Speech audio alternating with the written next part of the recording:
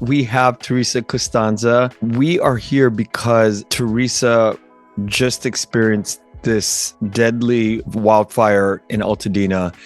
And Theresa and I go way back about 15, almost 20 years. She was in one of my early documentary projects. And Theresa, thank you so much for coming on the podcast today. It was hard, but I figured I might as well, share the story of Altadena and my experience with, everything that's happened. I think some parts of the conversation might be difficult. And if there's any time where you need to sort of take a moment, feel free to do that. Because it probably has not all sunk in yet, because that's what you've told me before. And but if it ever gets a little too uncomfortable, just let me know. All Okay. right. Can you tell me a little bit about yourself and take us back to the first time and why you decided to move to Altadena? So it was in 1997. Um, my husband Tony and I were engaged, and we were looking for a house that we could, like our starter home, and we were trying to find something affordable. And at the time, I was living in Pasadena, off of Hill and Colorado. So I love Pasadena, and I was at, part of the parish community there, our church. I walked everywhere, to PCC, the junior college, our church. I loved Old Town. So it was an exciting time, and we were looking. And so, we saw several houses before that one, on the listing, and that was affordable. And it kind of like, at first, I remember the drive up on Fair Oaks, right? And I was sort of like, never went up that far on Fair Oaks before, because where I ended up, our house was about 3 miles from Old Town, Old Pasadena. And so it was sort of like I had to drive through, some seedy areas of Pasadena on Fair Oaks. And I was like, where the heck am I going here? And finally, as soon as I pass Altadena Drive, all of a sudden you start seeing big trees, Yeah.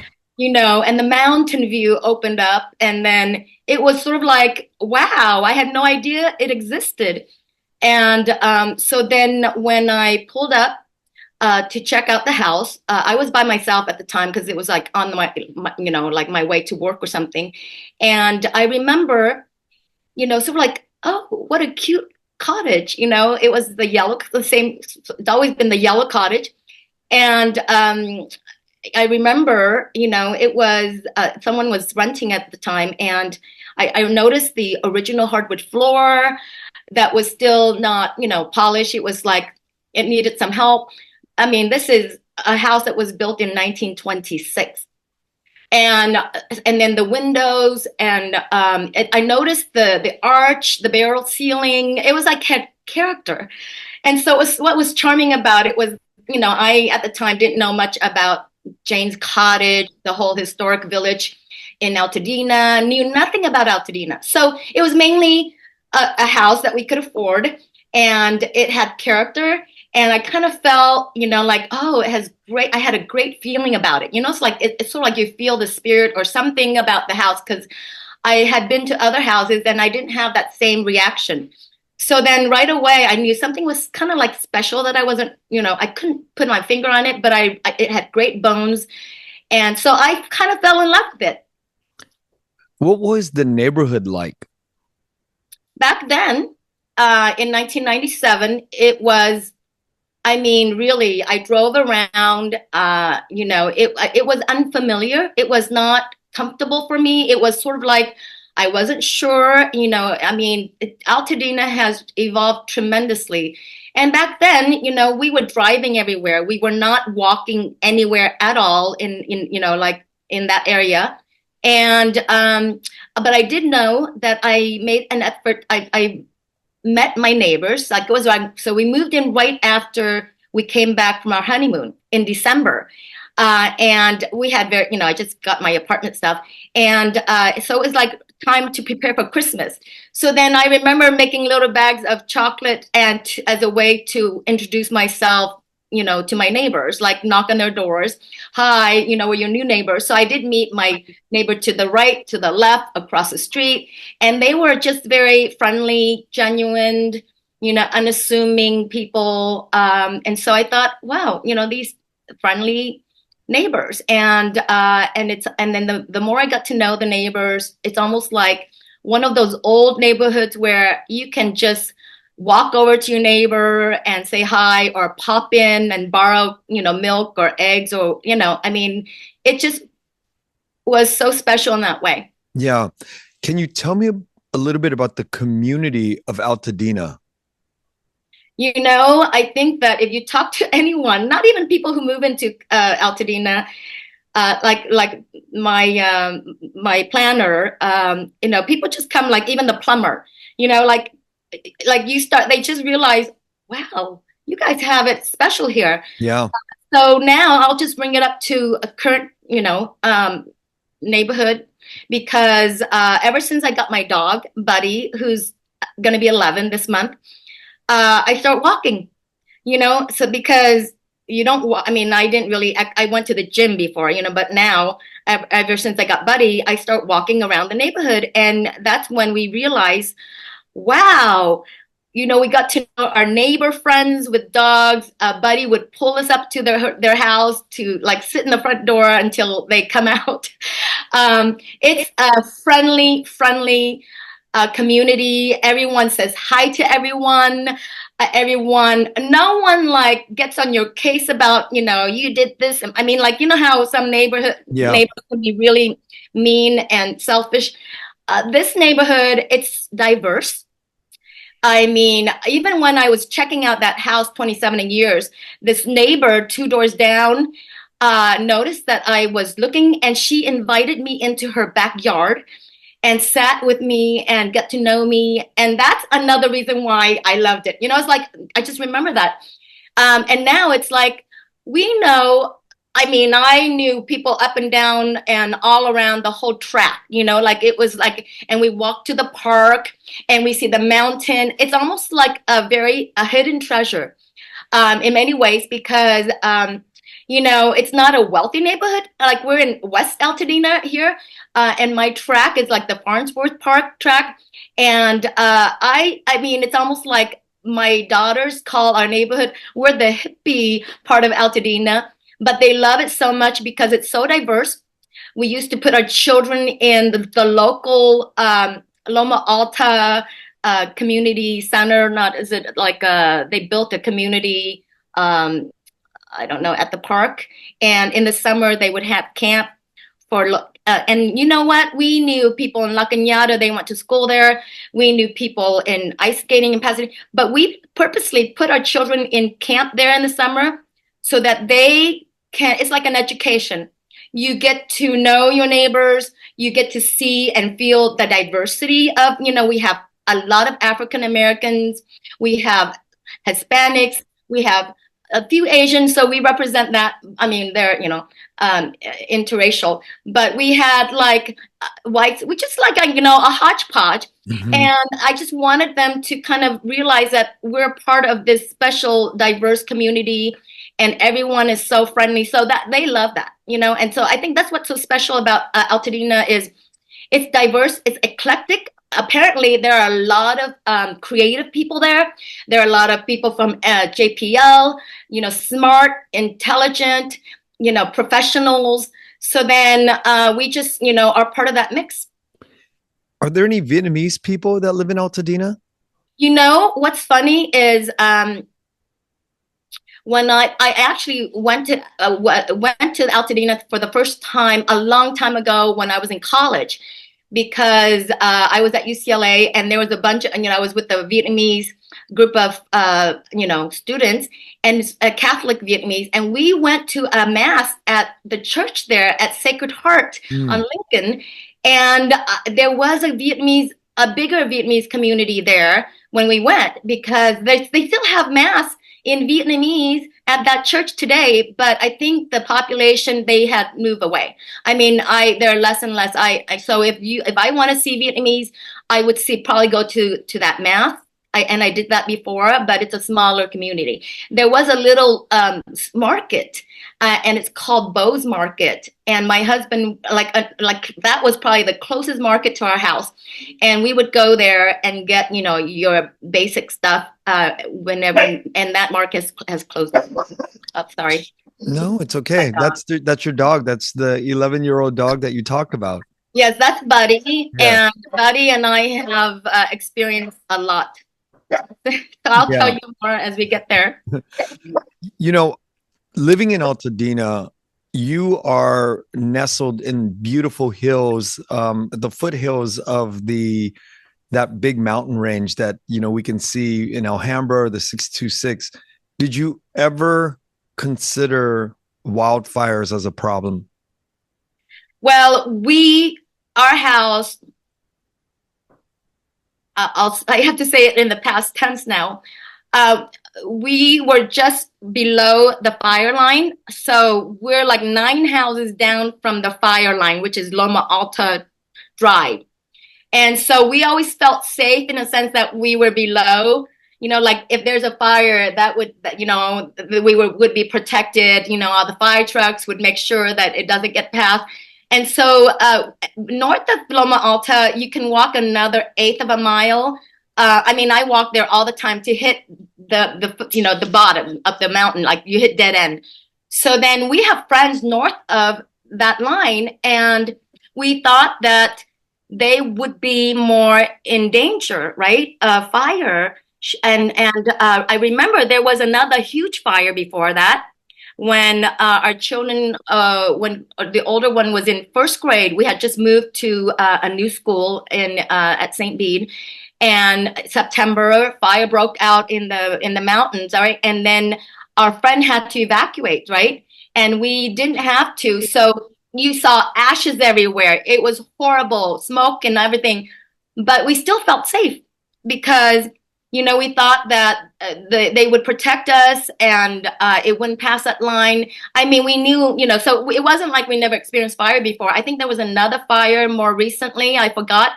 So that one was probably around 2008, 2009, maybe 2009. Back then. And then, so I don't think we ever felt like our house would burn down. Like never. The children said, Mom, Dad, do not ever sell our house. It's like that's how attached they were. They thought they were going to inherit it. They loved everything about it. They wouldn't even let us change the color of the paint when we remodeled it. We actually bought it when it was a house, original house, 3 small bedrooms, 1 bath, a gravity feed, a Flora heater in the middle of the hall. And the 3 of us girls would wake up in the cold winter and we would stand in the hallway. It's like talking about centuries ago. But this is what we remember about it was we would stand in the hallway because the heat would come up from the floor and it was really gentle, heat. And they missed that about the old house because when we remodeled in, I think 2017, it became central air, central heat. We added on, it was more spacious, but it's like they thought they would inherit it. Can you walk me through the day that the fires were ravaging Altadena? Can you walk me through sort of the sequence of events? Where were you? How did you hear about all of the chaos? Yes. So it started on Tuesday. I can't believe it seems like it's another lifetime ago. So what's today? Today's Friday. Okay. So like 2 weeks ago. A week and a half ago. So Tuesday, the 7th, right? Okay, we had just dropped off one daughter at Burbank Airport the day before for college, returned to college. Then that day, in the early afternoon, 2 o'clock, I dropped my second daughter, our older daughter, off at Burbank Airport. And of course, the wind, so we were dealing with her, boarding issues. They were delayed. Her flight was delayed. She was going to miss her connecting flight in Denver. So that was, and then I drove home and I was resuming work. I was working the entire afternoon because we were getting ready for this huge installation gala at the Caltech Athenaeum in Pasadena. And I was preparing for all of that. I'm their administrator, and we're doing all kinds of promotional stuff, printing. So I was and then I on my phone. Okay, I'm part of beautiful Altadena Facebook group, and I think I was aware. Oh, there's a fire breaking out in Eaton Canyon. And Eaton Canyon is still far away from us, like in terms of number of houses, and like, okay, I was aware. And then. So then I was dealing with my work, my daughter's missed flight. I was trying to find her. She had to end up staying overnight, so all of that.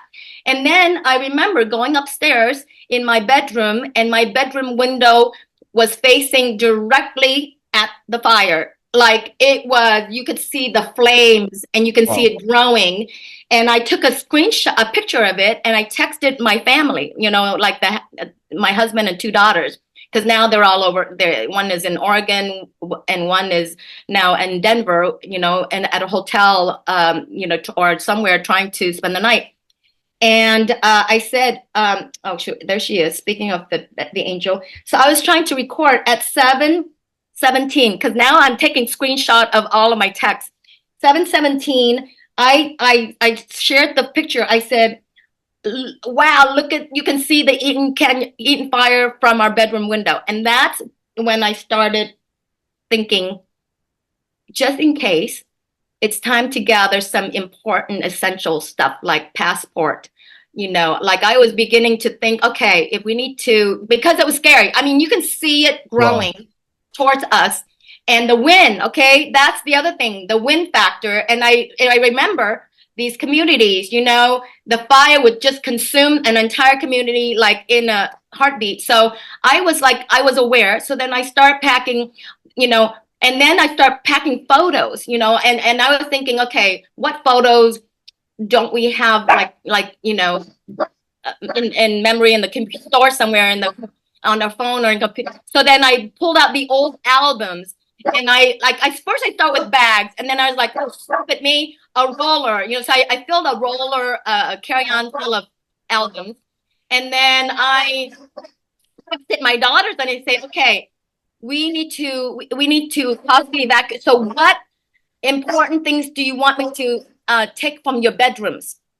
They had no idea what I was talking about. They're like, I didn't get much. Okay. Christina did say a necklace with her grandmother's ashes in it, like one of those pendant or one of those.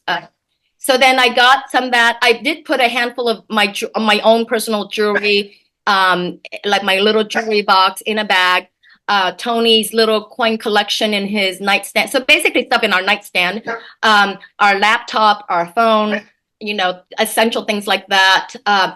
We only packed like for me, like 2 days, 2 pair of jeans and t-shirts and one pair, wearing what I was wearing. And we just thought, oh, well, we'll be back, like we're just going to check in case things that, we need documents and things like that. So we didn't even fill our trunks. Our daughters are so upset at us because I had, but from 7:17 to the time that we actually left the house, because at first we just thought, let's just pack the car, face outward, on the street, so we can just roll down the hill so that there wouldn't be any problem getting out, We didn't want to be trapped.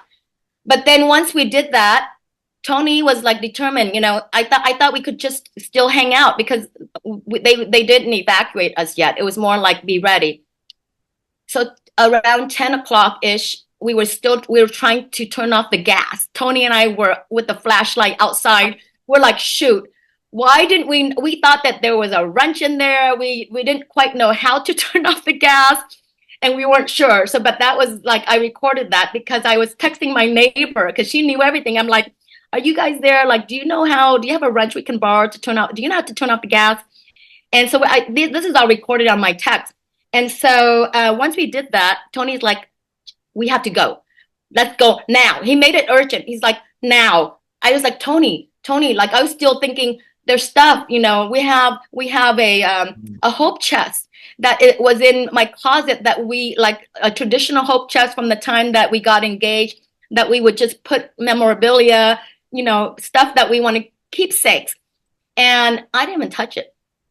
Uh, I mean, I we didn't pack his mom's, which she bequeathed to Tony, her wedding album.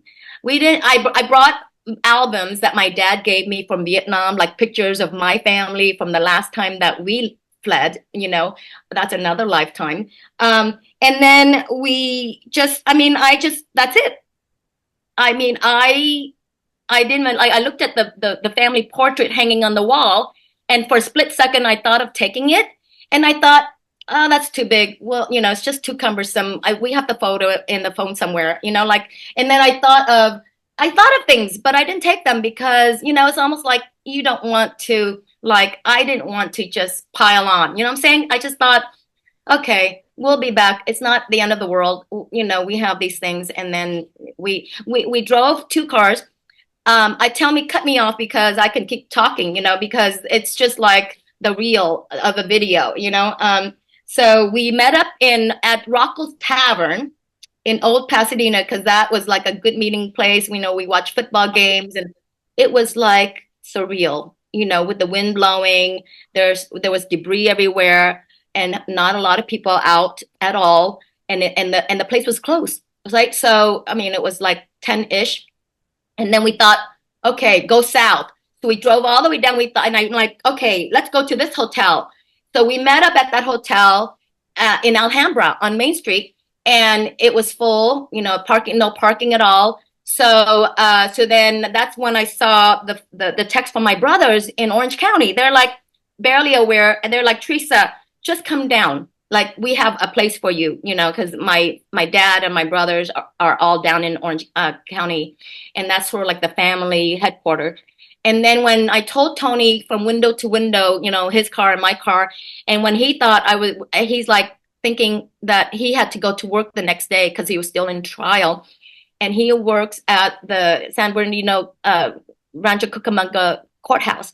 So he thought, I'm just gonna get a whole motel in Rancho Cucamonga, and so we thought, okay, we would meet up the next day.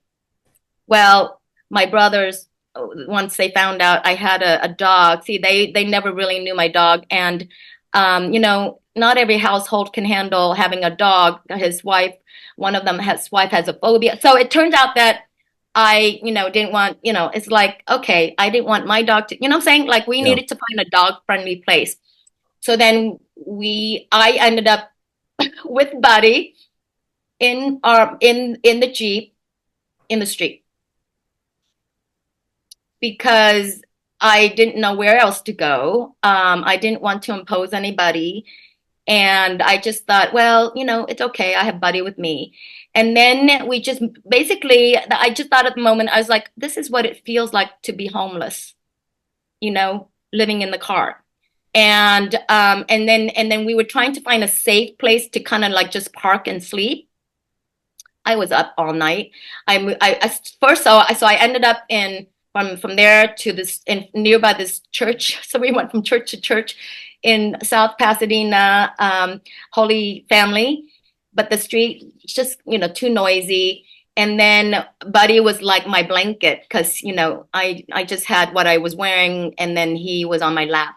And then we went I drove to La Cañada because I thought, okay, it's away from the smoke, it's safe because I'm very familiar with La Cañada on Foothill. So we pulled up in the parking lot of Home Goods, and you can see the fire from there because it's on a hill, and you can see, oh my gosh, I mean, the smoke was, so I parked there all night trying to just feel safe. And in the early mornings, people were beginning to pull up. Maybe they were kind of like doing the same thing, like it was still dark. And then I remember driving all along La Cañada, finally waited for a Ralph's to open up to go to the restroom.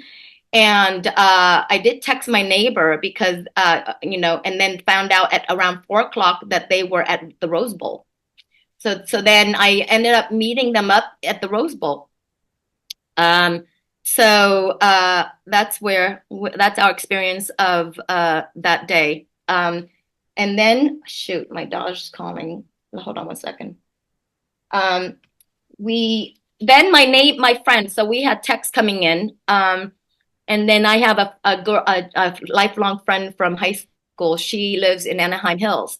And so she said, "Come over, come over. We have a dog. We're dog friendly. They're empty nesters."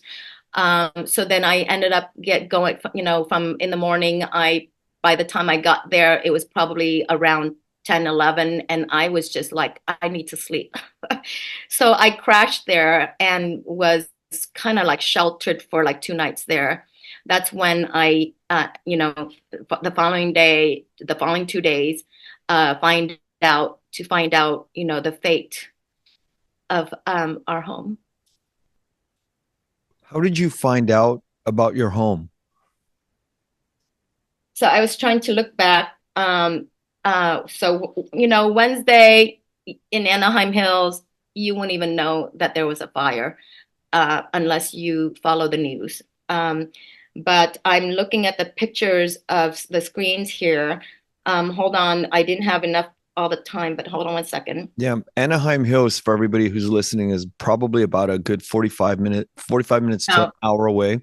More than an hour. So while I was there, after I woke up that afternoon, I was trying to find out, because now I had left the area. So then around the afternoon, I think one of my neighbors said that she found out that a house burned down just south of us. I mean, so that's further south. So I was like, uh-oh, like how did it get south of us? And then I texted my neighbor just north of me, like next door.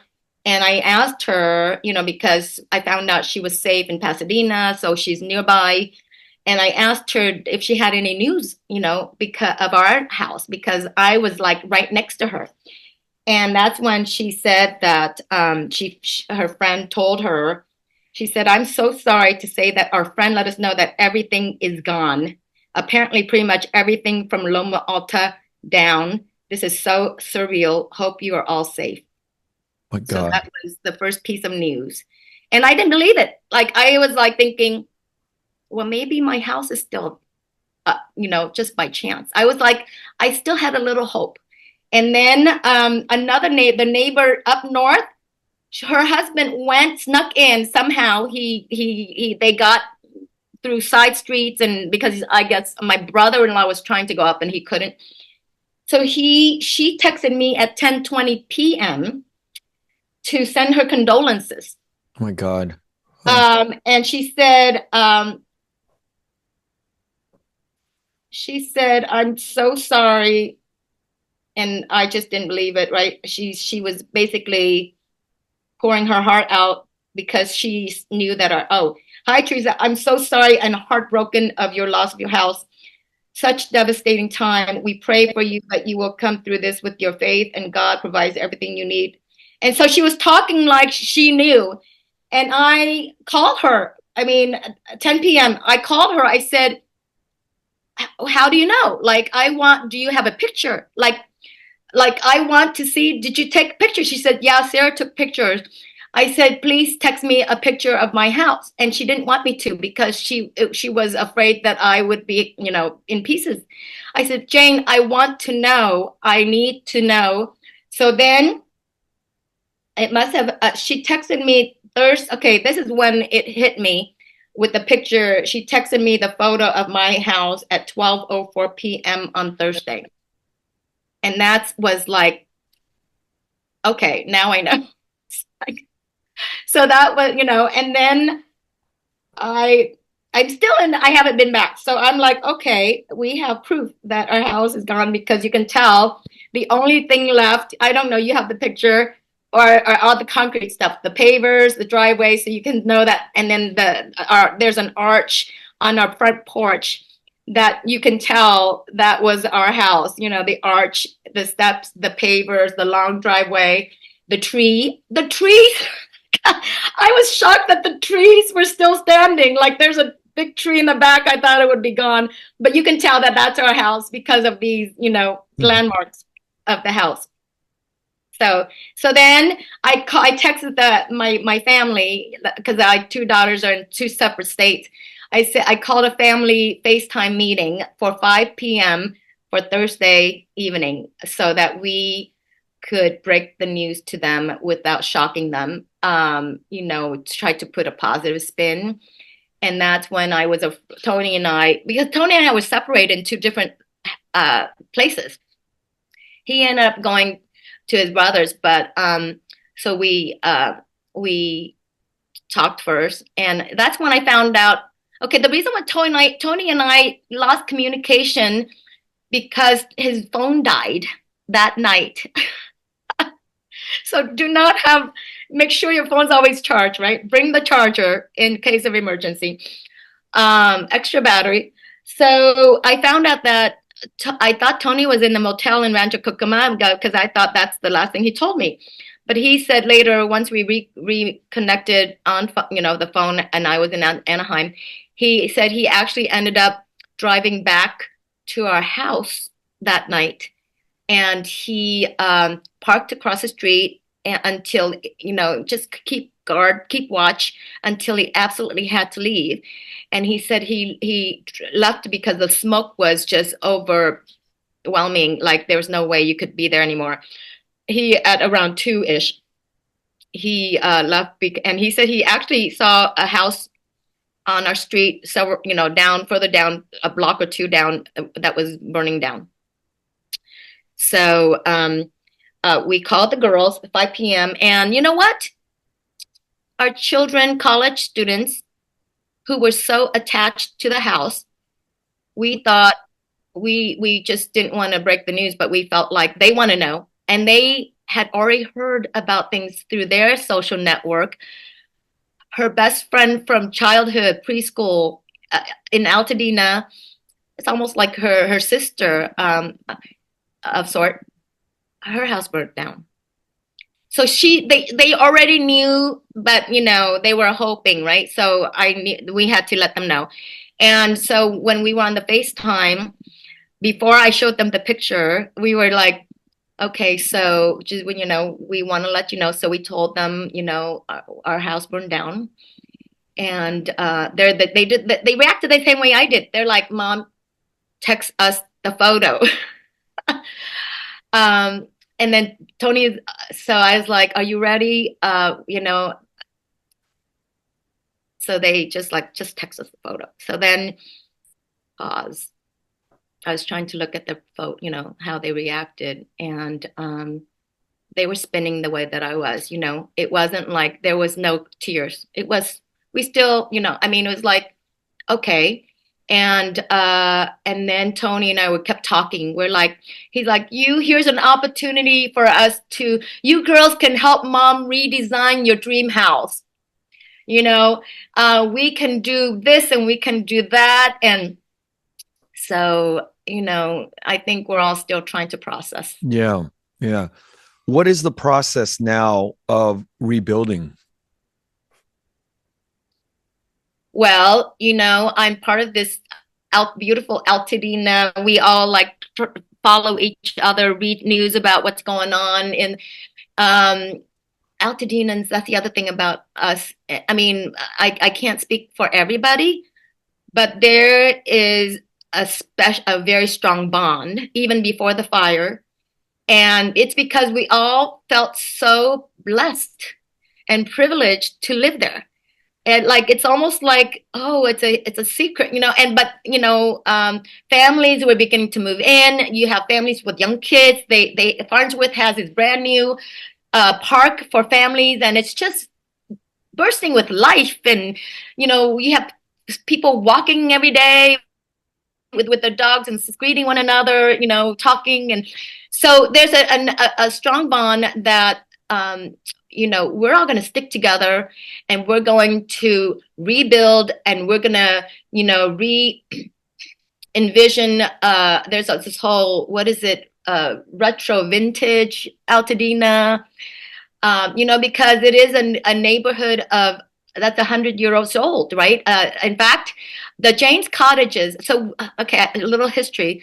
We this year is supposed to be the year we celebrate the centennial of the Jane's Village, which was designated as a historic district in Altadena, where all these homes built by E.B. James, who was the original developer, builder. It was almost, I mean, I remember reading in the history book of Altadena that he was like the first developer, you know, it was like the first tract homes in Los Angeles. Right. Um, but they were all variations on this cottage theme, you know, and every house had a different thing and, you know, different colors, different. And I mean, people loved Altadena because it was not, you know, like a tract housing development. It was unique, you know. Other house designs, architectural style came in later, but originally it was the cottage. And Adam Schiff back then in 19, I don't know, I guess it was, so it was going to be, I guess, if it's going to be Centennial. And I forget when it became a historic district, but Tony and I attended the ribbon cutting ceremony when Adam Schiff was our representative at the time. So it was supposed to be a centennial. So it's almost like now it's going to be like envisioning the next centennial, you know, instead of celebrating the centennial, it's almost like the funeral. Yeah. That is a very surreal thought on the 100th year anniversary of Altadena. I didn't know that. The Jane, The Jane track. Yeah, the yeah, when Jane it cottage. was like, so it, you know, and there's a whole historic uh, society, and they were inviting Altadenans to be part of the planning. And I received the postcard, and I thought, oh, I want to, you know, go to one of these meetings and get involved. So, and our house is not in the historic district because we are probably the last. It was probably might have been the last year that they built. I think they had planned to expand it, but we're outside of the historic district. But when I got interested as a resident way back, I submitted our address, and that it's on there as a you know, not a confirmed, but it's like we are considered a Jane's Cottage. Wow. And so, how long is this going to take you to get it all rebuilt? Okay, so I talked to friends who want to help, and they're real estate agent. I talked to my you know, not architect. He did our plans for us. It looks like 3 years is a number that has been thrown Yeah. around, and we were thinking, you know what, this is not like a rebuild of one house that burned down. It's an entire Neighborhood. City, neighborhood, community, community. and now you know, the infrastructure's gone. You know, now they're gonna have to, like, because you know, the power line, you know, would probably need to be fireproof. They were talking about underground or however they do it, you know, because there's a huge proof or some kind of development that it started from a line that fell, Yeah. an active line. And so I mean, I'm thinking we're being conservative. I want to be conservative. I'm thinking 3 to 4 years. What do you do during those 3 to 4 years? Where do you live? How do you occupy? You know, where do you move? Where do you like? What's the deal? I know everyone has to, you know, plan for their, like, we're all going through this together right now, and it's separately. Like, you know, right now we're trying to apply for everything, right? FEMA, met with our insurance company, State Farm, to see how much we have to last until, you know, then so then we need to rent. Where are we going to rent? You know, I mean, and in the meantime, we're overwhelmed. That's the other thing that we can discuss is the response by the larger community to, you know, all of us is also overwhelming in a great, beautiful way. So back to answer your question. So the plan is that we're going to stay. We're Altadenans, you know, and I went to a Zoom meeting like while I was with my friends. So like the second day or the Friday, last Friday, that if you want to recoup, you know, everything as much as possible, you know, to maximize, do not sell, you know, you do not sell because right now it's just land, right? So we're gonna stay, and I think everyone's gonna, band together to try to be like a grassroots community base, to fight whatever fight, and do this together. So we're part of that. So we're not gonna. We're in the meantime, we need to find, temporary or semi-permanent. I don't know, for the next 3, 4 years, and we're still no match right now.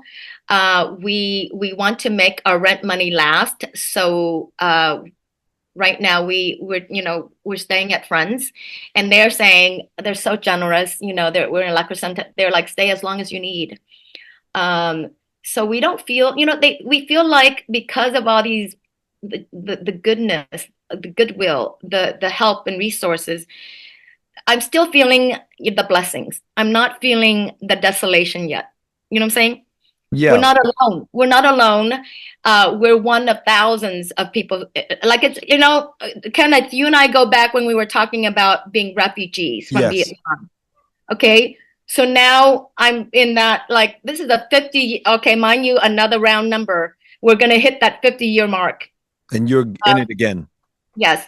So that, for me, this is a second round of being a refugee, in that sort of being kind of like, a loss of home and life in what, was stable, and what was for our children. If they're now experiencing what I experienced the first time, in terms of losing home, community. And I think we need to go through that process. I mean, I'm bracing myself to grieve, right? Like, I'm still like trying to survive right now. You know how when we fled Vietnam, we were trying to survive. We were trying to just gather whoever's left, and receive help, and just be open to whatever comes your way. And so what are we going to do? We're going to maximize whatever goodness comes our way, offers. We're not proud, in a sense that we receive gratefully. And we have friends, come and stay with us. We got hotel vouchers. We have Airbnb. We got, we applied for everything. So I think Tony and I are trying to figure out, okay, where do we want to be in the next 3, 4 years? And so we haven't quite answered that question yet. Do you think that, wait, how old were you in 1975 when your family evacuated? 8. You were 8. Do you think that that subconsciously sort of, because when I reached out to you, you were very, I didn't feel the shell shock. I didn't feel the punch, and I felt like you were very in control, sort of your emotions, and you still seem to be, very grounded with this. And I can't help but to think that leaving at 8 years old, leaving everything behind, that's always stuck in the back of your mind. And now going through this, I mean, this is life-changing devastation, but you seem to be sort of like mentally kind of like above it, and able to kind of traverse this. Well, I think that you have a broader perspective of life once you experience tremendous loss. And I think, I don't know, I'm sure you probably didn't remember this, but you interviewed me about, being a refugee and the experience of coming to the US and all that. And, back then I was a child, right? So for me, I thought, oh, maybe because I was a child and it was an adventure, I'm sure my parents were, thinking of life and death matters. And I thought, oh, wow, we get to go to America. And we were camping in Guam, and we were camping in, at Camp Pendleton. And, so, but of course, I became an adult and looked back, and we still, talk about the history, and each year, the anniversary on April 30th, digest it more, and connecting more, and picking up pieces. But I think I said in that interview that what hurt me more, what was a blow more, was not loss of country, home, all that. It was the loss of my mother 3 years after we arrived. So 1978. for me, losing things and even country and even, wealth or, whatever you own or have, if you're all together, like we were intact as a family, it was okay. Yeah. We had each other. And so, same thing here. Maybe that's why. And of course, I think our faith, I don't feel like I'm alone in this. So it's not woe am I. We are like now. I see us, and if you're like reference to the Bible, we are like the fleeing Egypt, Yeah. and we are now in the desert. Every time you have an exodus of some sort, the experience of exodus, and that you're now in liminal space and time, and you're journeying with others in the desert. So that's where we are. But we feel, I'm sorry, this is part of who I am. We feel that God is near us. Yeah. And we feel that we are not forsaken, even though I'm sure moments, Altadenians, we feel forsaken. Yeah. But I have faith that we will be okay because, thank God, I mean, there are lives lost. So I don't, I want to maybe even take a pause to, think about families who've lost lives. And that's the biggest loss. Lives. Yeah. Theresa, I know that this right now you have all the help, or you have some help with different applications that you've applied for, but I can only imagine in a year from now, it gets a little bit harder as you're renting, as you're trying to put your life together. Is there any way that our community can pitch in? Is there a link that we can leave in the description for people to donate and help? Because you said you're not proud, and I just want to make sure that we can somehow, offer that. This is the other thing is it's probably part of us, our family, our children, trying to do something about it. You know what I'm saying? Like be in active mode. Yeah. Rather than getting depressed and, and be isolated. So once we were in that, once we found out and all that stuff, Tony's friend, colleague, and my husband, he was separated from me at the time physically, and they were working on, and he is not at all, I'm like, he's like a dinosaur. He is not techie at all. So she helped him, his colleague, supervisor, she helped him put together, create a GoFundMe a campaign, fundraiser. And I've never done it before either. So Julie set it up. And so we do have a GoFundMe.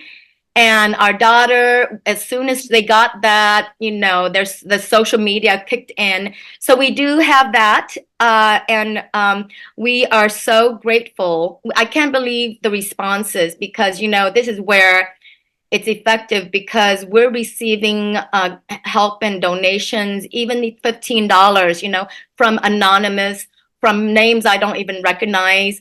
So because friends of friends, please share our GoFundMe account. I don't know, you have that? Yeah, I'll get it if you can send that to me, and I'll attach that into the link in the description.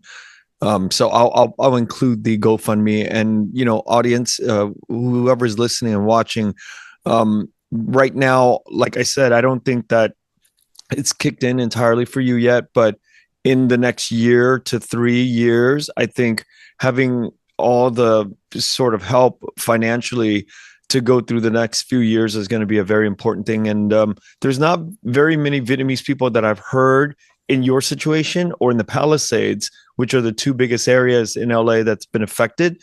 But if I do know of any other Vietnamese people who've been affected, I would actually, help and interview as the same.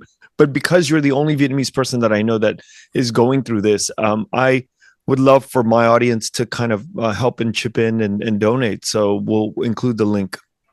And my oldest brother, Ha, he is a social butterfly. So I all I can say is we met at my dad's house on Sunday, and it turns out that, it's a small world, and sometimes we know the same people that we don't know. It Yeah. turns out he knows. So if someone knows me by chance through this, please reach out and text me. And I would love to connect, because it's like you rediscover each other through crises. And I have people texting me. Thank God I'd never delete people from my contact. Even people that I didn't consider as friends. Even there were people that I was still trying to forgive. Like, so they were not like they texted me, they prayed for me, or they show concern, they donated. So it's almost like if there's any great things, blessings, silver lining out of all this is the reconnection and connection of people, of humans, Yeah. so Humanity is still very good. Uh, humanity, the yeah. spirit Yeah. of the human spirit. And the So Vietnamese please, community too yes. So is very please, if strong. you know me from high school or from my brother's, network or whatever, please feel free to reach out to me. I wouldn't, I don't know. You can share my phone Yeah. number and you Okay. can. Well, yeah. You want to read your phone number now? Sure. It's 626-590-8828. 626-590-8828. Text me, let me know who you are, and I would love to connect with you. Theresa, thank you so much for opening up your heart and your experience with me today on the podcast. And we will include all the pertinent information, your email, your phone number again, and the GoFundMe link. Thank you so much, Theresa. Thank you, Kenneth.